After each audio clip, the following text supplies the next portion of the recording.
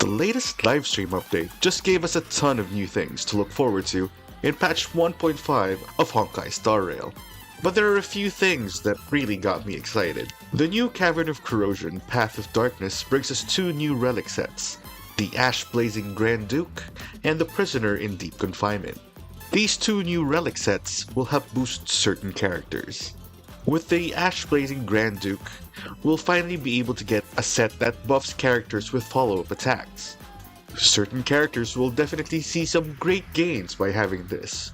The 2-piece bonus is said to boost follow-up damage by a certain amount, and the 4-piece bonus is said to boost the wearer's attack by a certain amount every time a follow-up attack deals damage.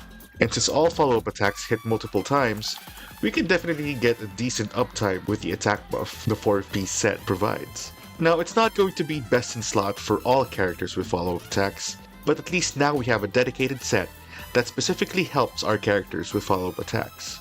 The 4-piece bonus will also last for a certain number of turns, so it will also affect the character's other attacks such as basic attack, skill, and ultimate. It will definitely help your character in more than just their follow-up attacks. And that seems pretty interesting.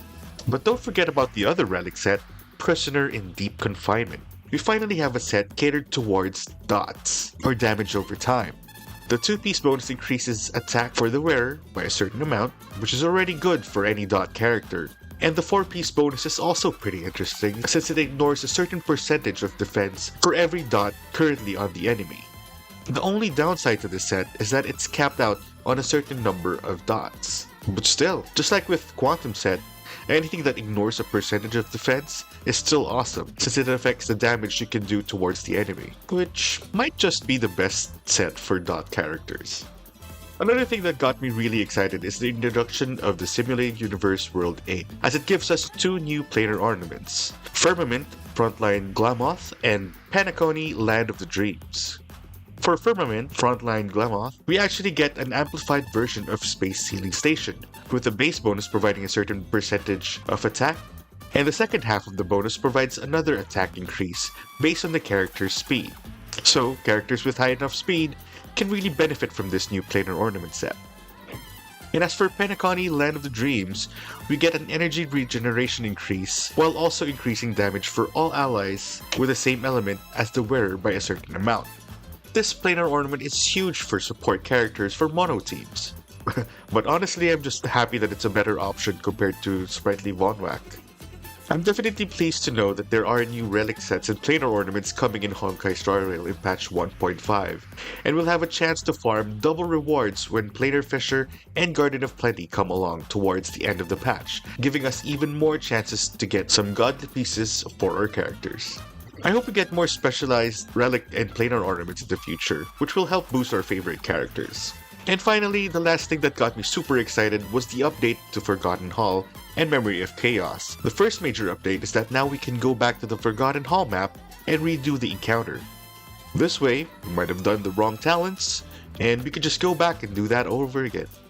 And the second, which is probably the best update we've gotten so far, is that we can now also restart from the second half, and we don't have to clear the first half again, which is actually very tedious back then.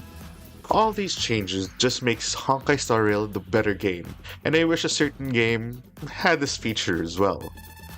But it is what it is. Let's all just appreciate that devs of Honkai Star Rail really know how to treat us well, with every new update with constant changes, new relics, maps, characters, events, and rewards. Another thing I wanted to mention that isn't really new to 1.5, but I've always wanted to put it out there. I love how they put the light cone banners separately in Honkai Star Rail. Players don't have to struggle too much when aiming for a certain 5-star light cone. No epitomized path, no need to waste 240 warps just to get the LC you want. While it is expensive to get a 5-star light cone, at least it isn't as hard compared to another Hoyoverse game out there.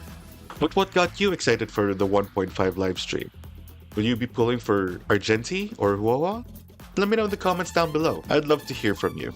And if you like this video, make sure to hit that like button, subscribe, and share it with a friend. It really helps my channel. That's all it for me. I hope you're all excited for patch 1.5 and beyond. Thank you so much for watching, and I hope you all stay safe. Peace out, fam.